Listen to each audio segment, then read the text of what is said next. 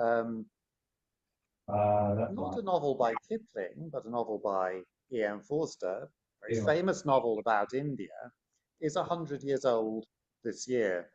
And last week I was participating in a conference to mark this anniversary in Olsztyn, in eastern Poland. You may be wondering why eastern Poland. I've no idea. One of the speakers, Harish Trivedi of the University of Delhi, who will be well known to many members of the Society, was speaking at the event. And he said that for him, A Passage to India is the best novel written by a foreigner about India, that's good. whilst Kipling is the greatest writer who wrote about India. Uh, I don't know how many of you here would agree with that statement in full, but I'm with Harish in responding to both these writers, to both Kipling and to Forster. And in what follows, I'll make the claim that Forster had an intriguing extended encounter with Kipling, one that is little known, and it developed over 50 years. That we don't have one single extended piece of writing from Forster on Kipling, like the famous essays by George Orwell, Edmund Wilson, or T.S. Eliot, is perhaps one reason for this.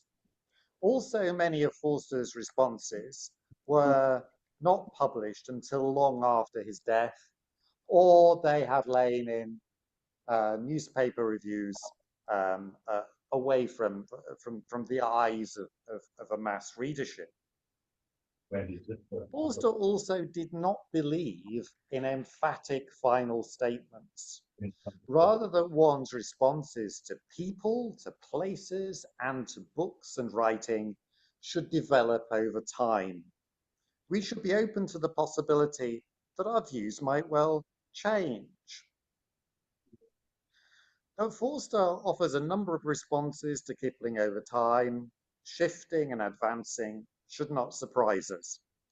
But overall, though, I think the position Forster reached feels quite close to the one that very often pertains in our own time. And of course, it shifted when new texts became available. For example, he reviewed something of myself, and he felt, as we will see, that that gave him further insights. And Forster also kept a keen eye on many of the key critical responses to Kipling as they appeared. Forster on Kipling often took the form, writing on Kipling often took the form of book reviews and radio broadcasts. He was a great, I think, radio broadcaster, pioneering radio broadcaster.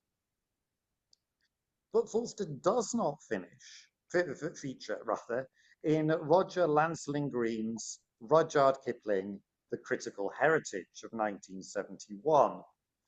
The Green is an unusual volume in the Critical Heritage series in that instead of collecting in one volume important early reviews of Kipling, its focus is instead on early essays on Kipling. The subsidiary theme of what I will say today is that there is a major gap in our knowledge of Kipling, namely how he was first received in newspapers and journals.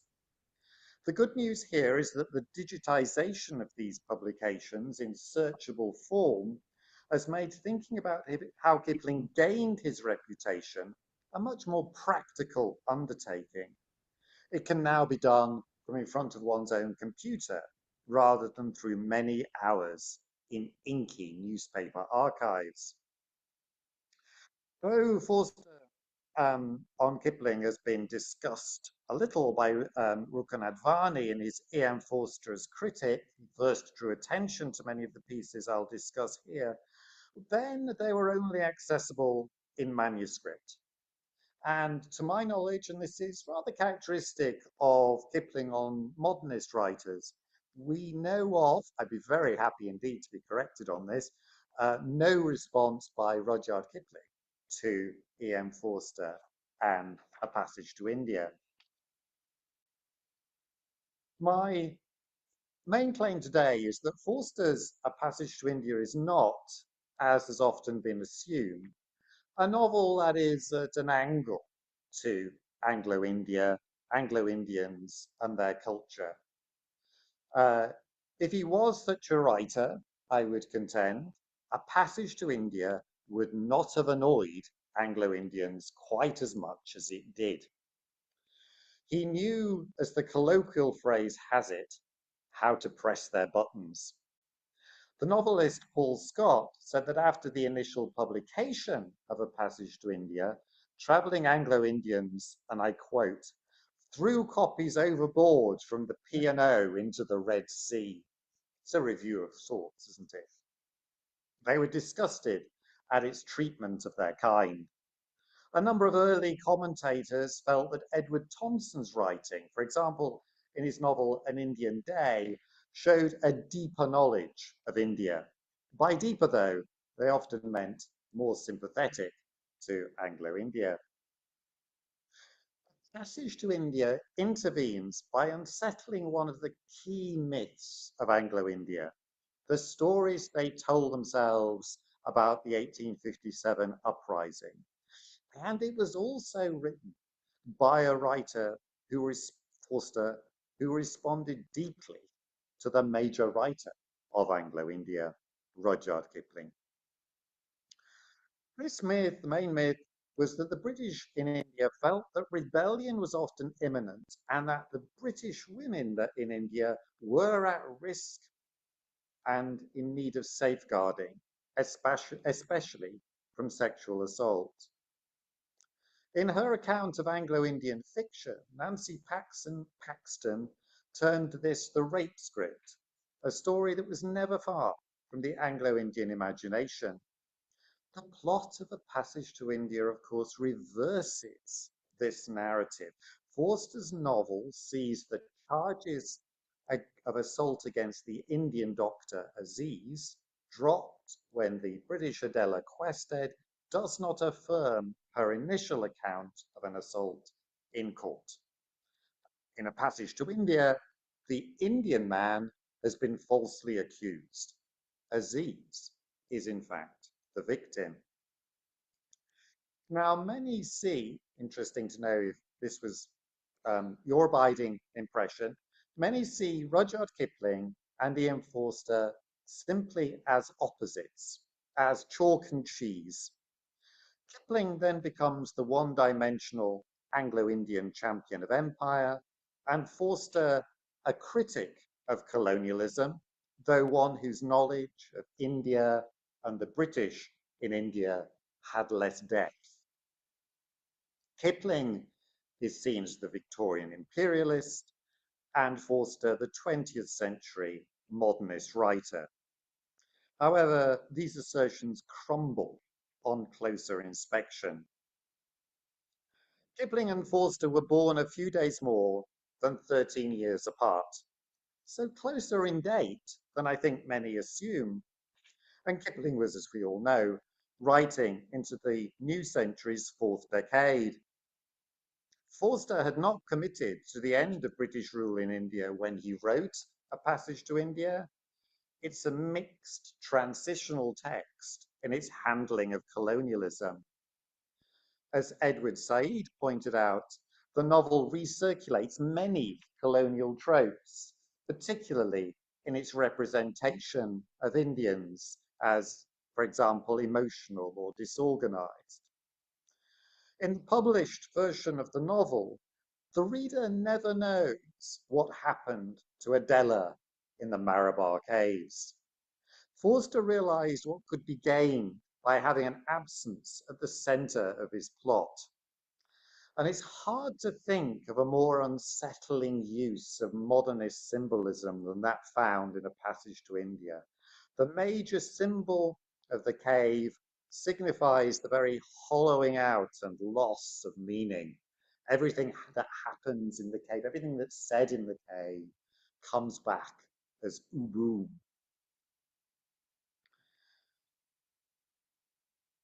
As Benita Parry noted, A Passage to India captures European confidence giving way, an epistemological crisis, to use a fancy phrase, that aligns it with other modernist artworks. Now, fascinatingly, an assault in the cave is depicted in the limited early manuscript material of A Passage to India that survives, though we don't know who assaults Adela. Adela fights back against her assailant, and I quote from this manuscript material. She was strong and had a horrible joy in revenge. Not this time, she cried. Now, Paul Armstrong, in his recent Norton edition of A Passage to India, claims that Adela's response here suggests, and I quote, that she had been the victim of a previous sexual assault. Now, I would argue that Adela is not invoking a personal prior experience, and by not this time, she means that what happens to her will differ from the stories of Anglo-Indian women in 1857. Now, Forster's most extended response to Kipling was his first, a talk he gave to that well-known group, the Weybridge Literary Society. It can be dated by internal evidence to 1908. Though entitled The Poems of Kipling, it also addresses Kipling's fiction, including Kim. It was written after Forster had begun to tutor Saeed Ros Masood, to whom he was to dedicate A Passage to India.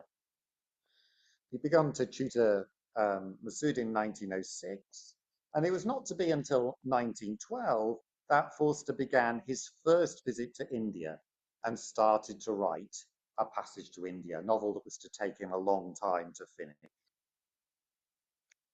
Forster was very clearly aware of the composition of his audience for the talk in Weybridge. His audiences for his later comments on Kipling were to be very different. He expected those in Weybridge, and I find this fascinating, to be very knowledgeable indeed about Kipling's writing, and also to be more sympathetic to Kipling and the British Empire than he was. And he tells his audience that they might be quarreling a little with one another, and I quote, over imperialism. Carefully constructing his talk to have a section on empire towards the end, to soften them up a bit, Forster closes by admiring Kipling's writing for children in order to sweeten the particular pill. He praises Kipling's longer narrative poems, especially the Mary Gloucester. He's a very good eye for really what I think are really great Kipling poems, noting that the poem captures different voices under Robert Browning's influence. Forster, though, feels that such disinterestedness is rare in Kipling. Rather, all of us, except Shakespeare, want to preach. Forster sees Kipling as forcing his material at times to make his points and undermining the qualities that make him most attractive to his readers. The most positive comments in this talk, this 1908 talk, come when Forster addresses Kim and India. The novel had only appeared in that same decade. This is an early response, and Forster is unequivocal. It is the greatest of all his books. Forster observes,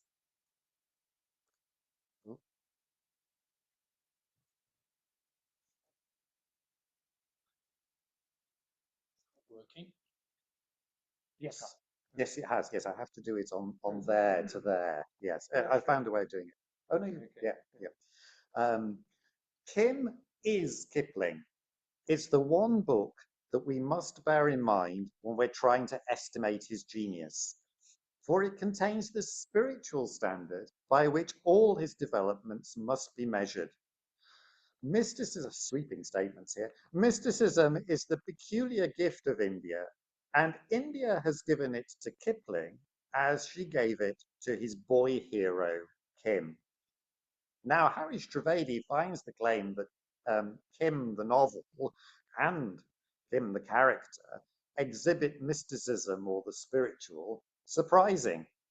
Now, whatever we feel about the accuracy of Forster's reading of Kim, and I do see Harish's point to an extent, it can be said to look forward to how A Passage to India, in Benita Parry's words, gives voice to the contingency of the material world and is haunted by the transcendent, with that informing the novel's form and style. Perhaps then we see the germ of A Passage to India in Forster's response to Kim. Forster sees Kipling's novel as anchored, as authored rather, by an external force. Kim is written by India herself. For Forster, the mysticism at the core of Kipling's mind had been quickened into life by India, while in Kim, that peculiar gift forces its way into Kipling's own writing. Forster, perhaps in part in response, sought to maximize the potential for such outside influences to register in his own writing. Attending to what lies beyond the everyday informs A Passage to India. The novel stresses those who are most responsive to others, to place, and to their situation. In his 1908 talk, Forster's sense of India's essence is perhaps unexpected. He says it is Buddha and Brahma. At this date, he reflects then, perhaps without question, Kipling's own interest in Buddhism, Kipling perhaps and his father's own interest in Buddhism, and his belief in its importance to all South Asia. In 1908, Forster also sees Kipling as offering what he calls life for life's sake. Forster's critical vocabulary here plays with Walter Pater's famous assertion that we should burn always with this hard gem-like flame to maintain this ecstasy.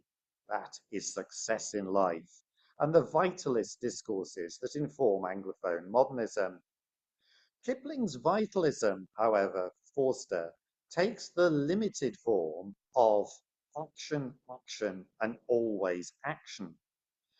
Sees Forster begin to develop a position on imperial manhood, masculinity, that he was later to extend to fascism and Nazism, where Forster was to be a major a voice in Britain in the 1930s, responding to those ideologies in his BBC broadcasts. And Forster sees India as putting the drug on Kipling. It's unclear what the mechanism is here and how this aligns with the alluring mysticism perceived in Kim. I think what Forster has alighted on is the busy working life of the colonizers that Kipling often represents. Forster notes that for Kipling, a devotion to work becomes a denial of the inner life. The limited selfhood that results produces for Forster Kipling's jingoism and his praise of Britain because, in Forster's words, it is big and can smash up its enemies. I don't know how well that would have gone down in Weybridge then. This does not mean that Forster believed that colonialism should end. He criticized, this is his quibble with empire, he criticizes Kipling for claiming an Anglo-Saxon superiority over other Europeans that meant that those other European countries should not have their own empires. Rather, he says, the opportunity to have an empire should be extended to, and I quote, even Germany. Now, as we know, Rudyard Kipling would not have agreed with Forster about Germany. We can move ahead now to after the First World War and a review of Kipling's letters of travel, which Forster wrote for the Daily Herald. And we'll see in this review how Forster on Kipling and 1857 and a major post-war event in India all came together. And that major post-war event was the massacre in the Jallianwala Bagh, what the British call the Amritsar massacre.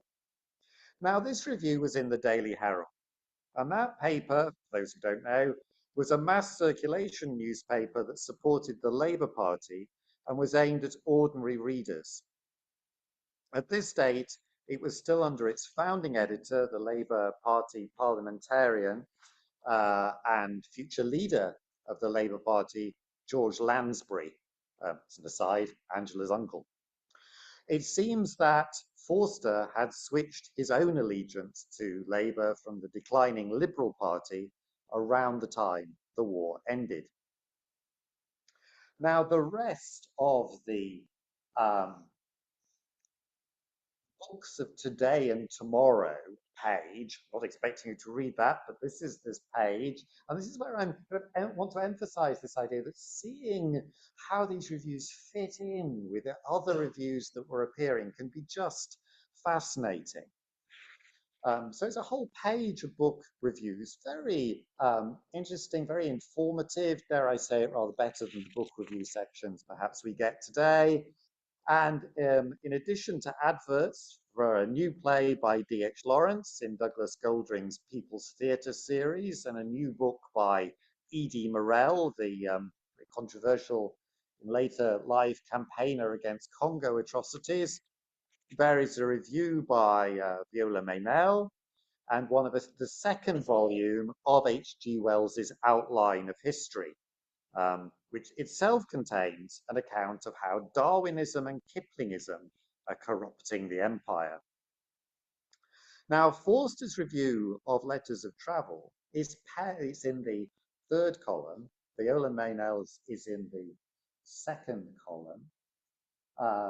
And in the first column is a review of Indian books about education by Forster's friend, somebody who helped encourage him to finish A Passage to India, namely Leonard Woolf. Now, this is fascinating because the position that Woolf assumes in his review, one column, and what we find in Forster's on Letters of Travel, and indeed in his A Passage to India, is instructive. They're very different. And at first sight, you see, Woolf's position appears highly progressive. He says that the future of Indian education is to be fought out by Indians themselves.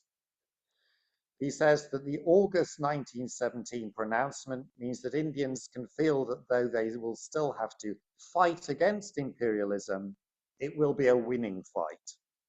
Thoughts should now turn to construction. However, in his review, Woolf adopts a highly paternalistic tone and an Olympian vantage point. He hardly engages with the rapidly developing Indian political context in these post-First World War years.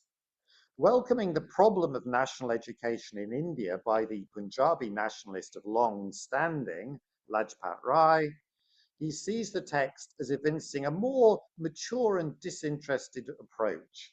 And he says, his earlier books were not untainted by some bitterness and blindness, which so often and naturally are the products of persecution. I'm fascinated there by the position that Woolf assumes.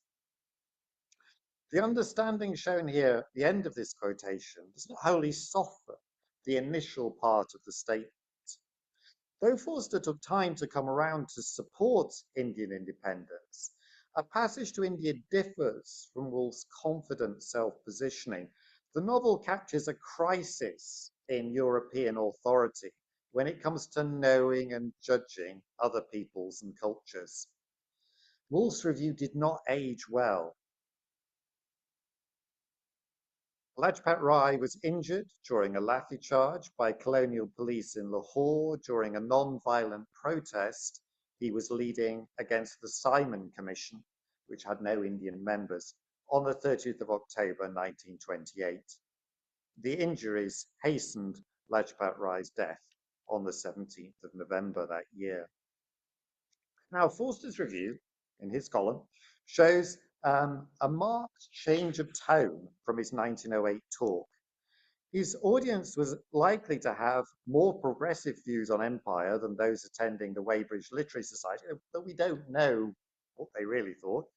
But it would be wrong to assume that all but a small minority, very small minority, I think, of the Daily Herald's readers were wholly opposed to the empire's continuation.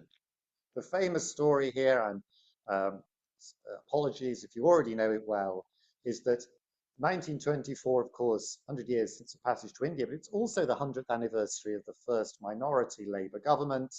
The first Labour colonial secretary goes into the colonial office, meets the civil servants in the foyer and says, "There'll be no messing with the empire."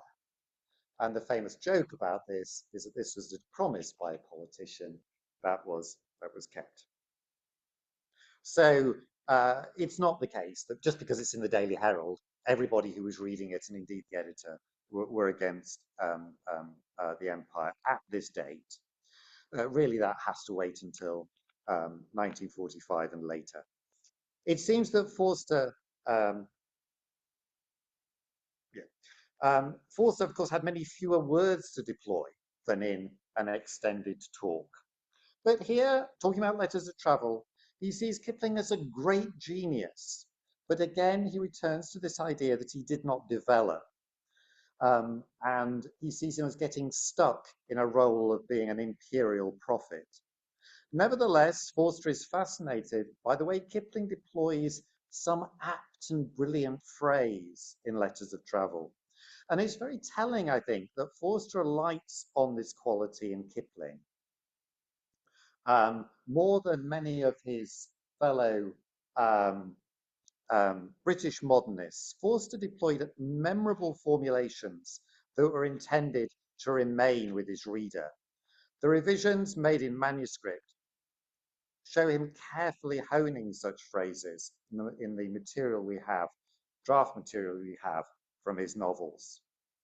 Now, the Daily Herald review of Letters of Travel sees Forster introducing what was to be a preoccupation of his later comments on Kipling, namely his sense that Kipling manifested what he called arrested development and was, and I quote, "the boy who never grew up," in capital letters, and then Forster adds, as he would have written it, he would write it. So he adopts this kind of, he mimics Kipling in style. A sudden turn at the end of the review, though, perhaps the sub-editor is involved here, introduces a contemporary reference, not found earlier in Forster's review or mentioned at all by Leonard Woolf. Kipling's writing for Forster continually, and I quote, "throws up his cap for the chosen race, and in consequence, he cuts a curious figure against the shambles of Amritsar." Now, the word shambles here hardly seems adequate to describe a massacre. Forster, though, might have been referring to the official British response rather than to the massacre itself. Now, Forster was peculiarly well informed amongst people in Britain about the events in the Jallianwala Bagh. He heard about it from his friend Malcolm Darling, who had visited Gerard Wathen in Amritsar. Now, the latter, Wathen, was the principal of Khalsa College, an educational college, elite educational college in Amritsar. Wathen had known Forster and Darling in Britain, and on his first visit to India, Forster had lectured for him at Government College in Lahore, where Wathen had been before he moved to Amritsar.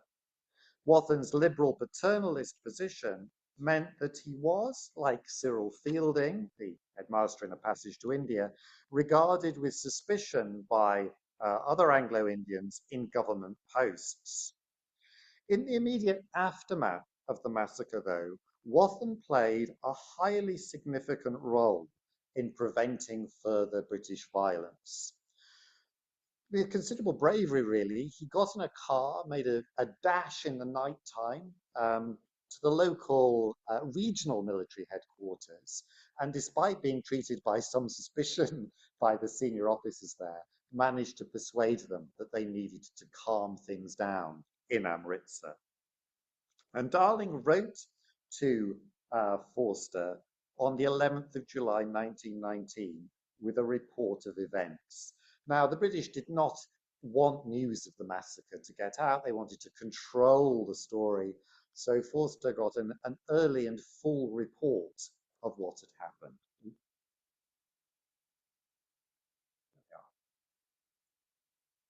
This is Darling. We're in a bit of a mess out here.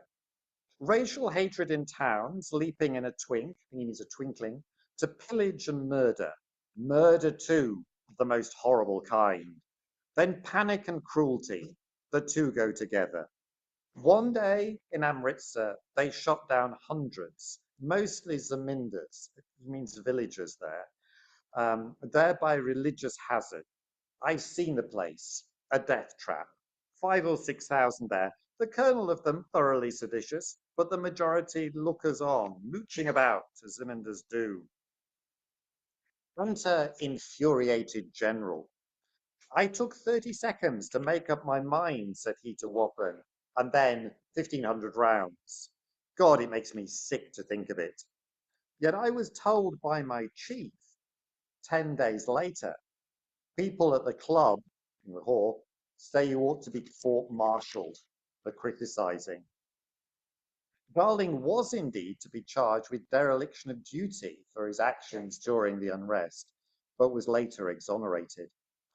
Now, Cyril Fielding in A Passage to India has been said to be based on both Wathen and Darling, but the interest here surely lies in the narrative similarities with A Passage to India and the anxieties of the Anglo-Indians about the Indian response when Dr. Aziz is arrested. In A Passage to India, Mrs. Turton observes of Indians why they ought to crawl from here to the caves on their hands and knees whenever an Englishwoman's in sight.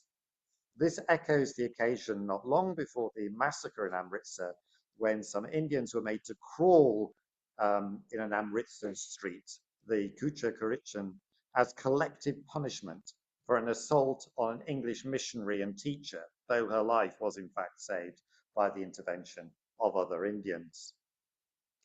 And Gerard Wathen's views, and one wonders whether Forster knew this, were not shared by his wife, Millicent. Like Mrs. Turton in A Passage to India, she was strongly in favour of suppressing all dissent, though, along with other British women and children in Amritsar, Millicent Wathen quickly went up to a hill station for safety.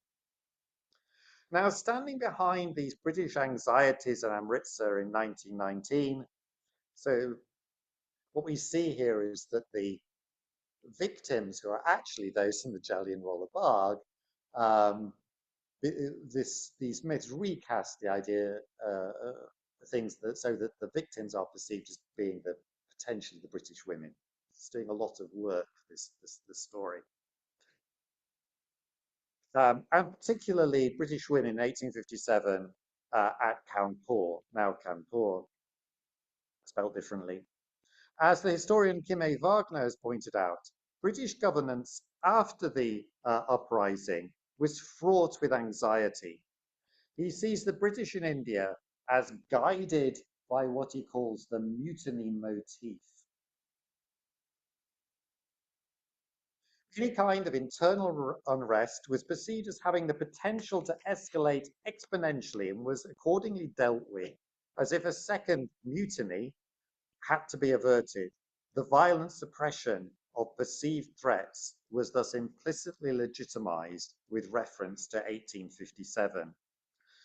Wagner notes that Brigadier General Dyer, the infuriated general of Darling's letter to Forster, said that he acted as he did because, and I quote, a mutiny was in fact in full swing.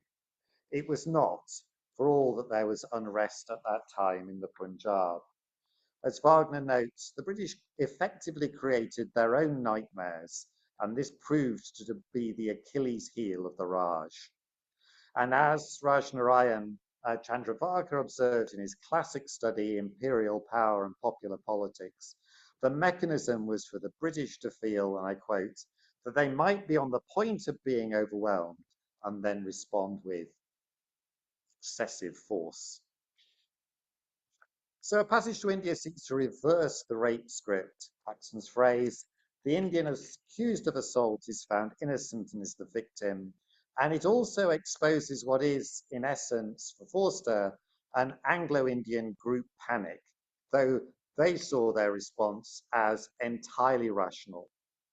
As Superintendent of Police McBride notes in A Passage to India, read any of the mutiny records, which, rather than the Bhagavad Gita, should be your Bible in this country. In a passage set in the male-only smoking room at the club in A Passage to India, we are told the thinking of the Anglo-Indians. The officer present wants the army called in. They would indeed have prevented the incident at the cave in the first place. Station a bunch of Gurkhas at the entrance of the cave. That was all that was wanted. A rather impractical solution, having a Gurkha there permanently up in the Marabar Hills. And of course, Gurkhas were the largest contingent among the troops Dyer ordered to shoot in the Jallianwala Bagh. And also in the club, we learn in Forster's novel, the men had started speaking of women and children, that phrase that exempts the male from sanity when it has been repeated a few times. And it's decided in the novel that many of the said women and children will leave for a hill station in a special train. So very particular echoes there, I think, of the response to the Amritsar massacre by the Anglo-Indians in Amritsar. Material in the manuscript of A Passage to India that did not find its way into the published novel has the Anglo-Indian women trained to defend themselves. One man says, "My daughter can shoot."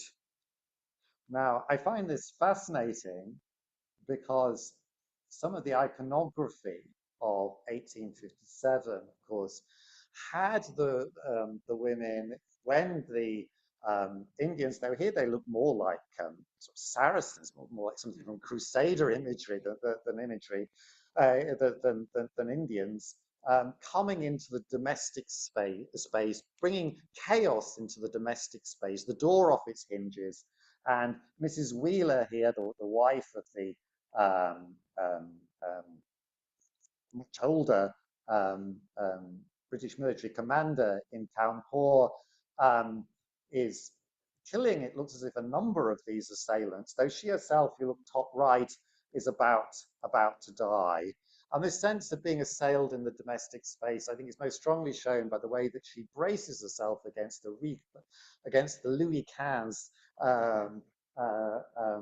side table as she fires the pistol. Fascinating thing to think about here, perhaps, is the moment when we have a pistol, and 1857 referred to in Kipling, which is the Undertaker's crucial role, a woman shooting, in the narrative of that wonderful story, I think, in the Jungle Books. And of course, for those who don't know it, the story around Kanpur was the bodies of British women. They actually didn't die like that image, that they were killed down near the river, being put in the well. This picture was taken very shortly after the British regained control. And you can see how the stories that were established, because if you look at the circular mouth of the well, and now I'm going to show what that looked like just 10 years later, after the memorial was built. The circular well top, capped, and you see the women, an angel on top. Yeah. Extraordinary sort of neo-Gothic, Gothic revival monument on the site.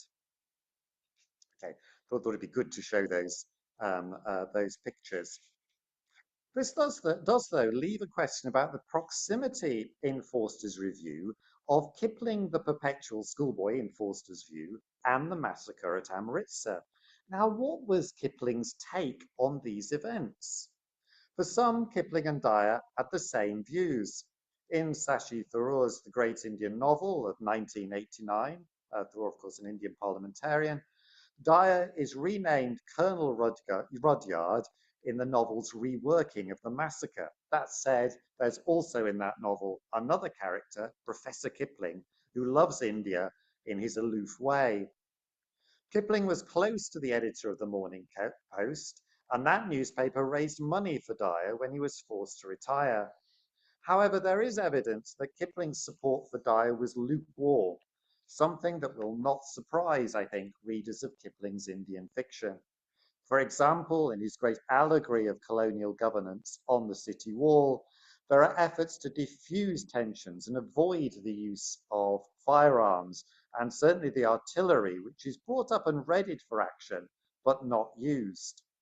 Well aware of the expectation that Anglo-Indians should stick together, Kipling did donate to Dyer's support fund, but gave £10, despite being a very wealthy man. And when Dyer died, not long afterwards, actually in 1927, Kipling sent a wreath to his funeral, inscribed with the words, famously, "He did his duty as he saw it," which seems carefully framed so as not to convey ringing support for Dyer's judgment and actions on that day.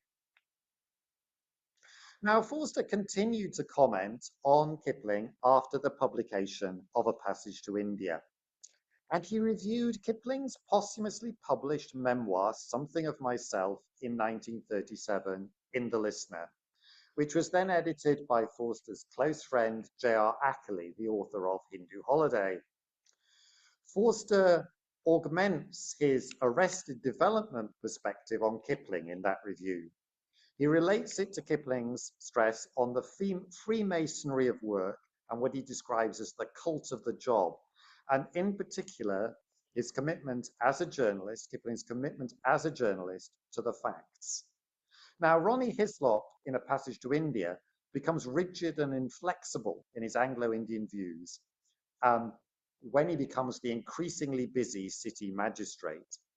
This was perhaps a rather too easy line for Forster to adopt, given that his own private wealth at a similar age exempted him from the daily grind. But Forster moves forward in his review of Something of Myself because he's fascinated by Kipling's relationship with the pre-Raphaelites through his family connections. And Forster says that he'd always considered Kipling, and I quote Forster, and I love this, too tough a chicken to have come from that particular coop. But he realizes on reading Kipling's memoir that he was a pre-Raphaelite. There is a difference, though, for Forster, in that while both Kipling and his uncle Topsy, William Morris, were what Forster describes as devotees of the job, Kipling's own version was self-limiting. Kipling sought for Forster worldly understanding and synthesis from an imagined divine overseer, which was his form of mysticism and reassurance that he was being a good boy. So Forster picks up on some of the phrases he'd used years before about Kipling in this review.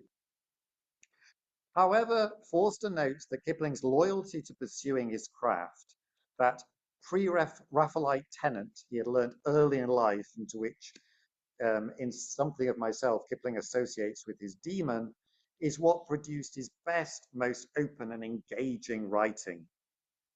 Forster is thus able to pose and answer a question he sees raised by Kipling's life and work. Can an immature person be a great writer? The answer is yes. For Forster, a writer matures and develops through an engagement both with what is known and named and what lies beyond. Forster asserts his own loyalty to the values of the Renaissance and to Goethe rather than to the divine overseer of a universe of work. Now, moving towards an end, Forster returned to Kipling in two broadcasts he made to India for his monthly Some Books program. And in a surviving manuscript, we don't have the recording, unfortunately. We do have some recordings. He's very good as a radio broadcaster. He just speaks to the microphone as if nobody else is there. He fought with his BBC producers, telling them that he wasn't going to do practice run-throughs because he was afraid it would make him sound stilted. So Forster sounds a much more modern, natural broadcaster to us than, say, the surviving broadcast by his friend Virginia Woolf. And he reviewed responses on the 29th of April 1942 to books and cultural responses to India that were suggested to him by George Orwell, who then worked on at the Indian section of the BBC Eastern Service. And Forster talks about The Sword and the Sickle, the last novel of a trilogy by Mulkraj Anand, who'd also recently worked for the BBC. Forster was an ongoing supporter and friend of Anand, who, as an aside, had actually been in Amritsar in 1919 as a student. For example, contributing the preface to Anand's novel, very famous novel about caste, Untouchable, of 1935. Myself, I think Anand's trilogy was his greatest work. Also under review were a talk on India by Edward Thompson, in a series actually Forster had convened, an evening of readings Forster had been to, which included in London, which included scenes from Rabindranath Tagore's play Chitra, and a choice of Kipling's verse, which had appeared, of course, in December 1941.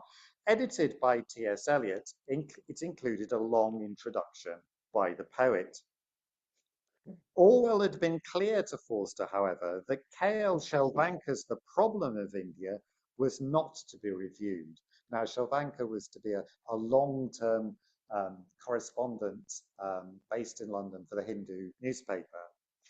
This is not surprising, given that Shelvanker's book had been banned in India and Forster was broadcasting to India. Forster did as he was told, but took the opportunity to get Shelvanker's name into his broadcast, thus perhaps pointing his listeners in the direction of Shelvanker's work. Now, Forster was not alone in responding to Eliot's selection, which also prompted Orwell's essay on Kipling and reviews by Anand and W.H. Auden. Agreeing with Eliot about Kipling's verse at a technical level, Forster demurs when Eliot, and I quote, tries to ennoble Kipling's opinions and make out that he is an estimable character. I didn't realize how hard that would be to say. For Forster, no amount of special pleading will conceal the fact that the man, this is the most critical thing he ever said about Kipling, I think, was a bully and a vulgarian and rotten with racial consciousness. He saw everything and everyone in terms of race, which is to me lamentable. Originally, the manuscript had unpardonable rather than lamentable. Unpardonable is not really a Forster word. It's interesting. Forster worked round in his talk to offer a different relationship between West and East, acknowledging a context of 3 centuries of what he calls ignorance on the part of the British about India. And I quote this, don't worry, it's my last longish quote, because it really sums up Forster's position. What I think has been lacking is a contact between writers and artists, and musicians and people who, generally speaking, care about what is intangible and delicate and harmonious in life. East isn't East and West isn't West when two such people meet, though they come from the ends of the earth. I am one of those people, and you must be another, or you would not have switched on to a talk entitled Some Books. And I say to you that our job is to understand one another and to interpret to one another the communities in which we are mutually planted. People like ourselves are in the long run the only reliable interpreters. We don't issue statistics, We don't preach sermons. We don't even formulate creeds. Ours is ordinary human intercourse, but it is touched and heightened by our belief in the potential greatness of man, which includes aesthetic greatness, and consequently we stumble upon truths which are missed by the so-called practical observer. Now, recasting Kipling's lines, I'm sure you'll notice how east is east and west is west, and never the twain shall meet, from the Ballad of East and West, though the poem as a whole comes to a rather different conclusion than this famous line alone. Forster posits a role for art in finding truths that can be intangible, mystical, I don't know, and beyond the practical observer. Like his novels, Howard's End and The Passage to India, Forster prioritizes connection and creates the conditions that allow for the emergence of new insights. Now, there's one final radio broadcast, one final review indeed, for me to mention, and it's a very interesting turn that Forster takes. This is from the 25th of September 1945, and Forster tells his listeners that he himself is about to embark on a visit to India. It was to be his last, made possible because the war had recently ended. And his ostensible reason was to attend a Penn conference, though he stayed on until December, dined with the Viceroy. In the talk, Forster goes on to review Hilton Brown's book, Rudyard Kipling of 1945.